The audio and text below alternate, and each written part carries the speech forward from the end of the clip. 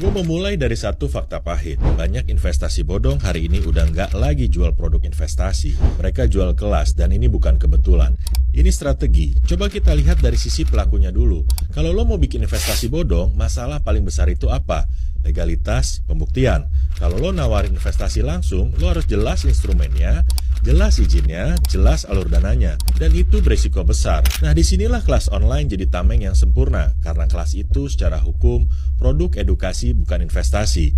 Jadi walaupun ujung-ujungnya duit muter, ada janji hasil, ada iming-iming return, secara formal yang dijual tetap kelas. Ini celah, dan celah ini dimanfaatkan. Sekarang kita bahas, kenapa kelas dan investasi itu kombinasi yang mematikan. Karena kelas itu nggak kelihatan fisiknya, nilainya subjektif, hasilnya nggak bisa dituntut instan. Kalau hasilnya gagal, yang disalahin bukan sistemnya, tapi pesertanya. Kurang konsisten, kurang action, kurang serius, dan anehnya itu kedengeran masuk akal. Sekarang masuk ke psikologi korban. Banyak orang sebenarnya nggak pengen investasi. Yang mereka pengen itu hidup naik level, keluar dari tekanan ekonomi, punya harapan. Dan kelas investasi datang bawa narasi.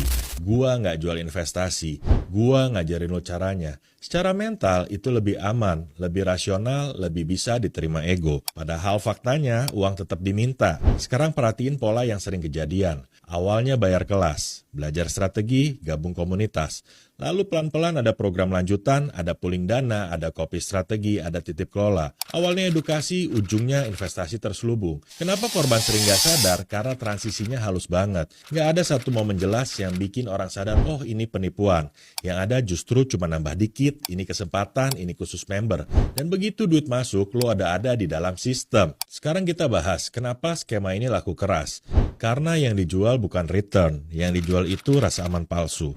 Aman, ini edukasi, aman bukan investasi, aman lo pegang kendali. Padahal kenyataannya nggak semua orang paham materi, nggak semua bisa eksekusi, nggak semua sadar resikonya. Tapi rasa aman itu udah cukup buat bikin orang transfer. Gue mau bahas satu hal penting. Investasi bodong berkedok kelas jarang bohong 100%. Biasanya materinya ada, videonya ada, ilmunya ada.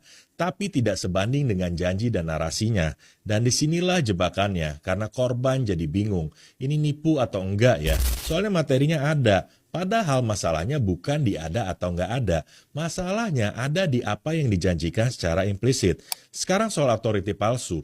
Banyak penjual kelas investasi itu pinter ngomong, jago branding, jago flexing hasil. Padahal hasil itu bisa dari uang member, dari fee rekrut, dari jualan kelas itu sendiri. Bukan dari investasi real. Tapi publik nggak tahu, yang kelihatan cuma satu hal, sukses. Dan manusia itu mudah percaya sama simbol.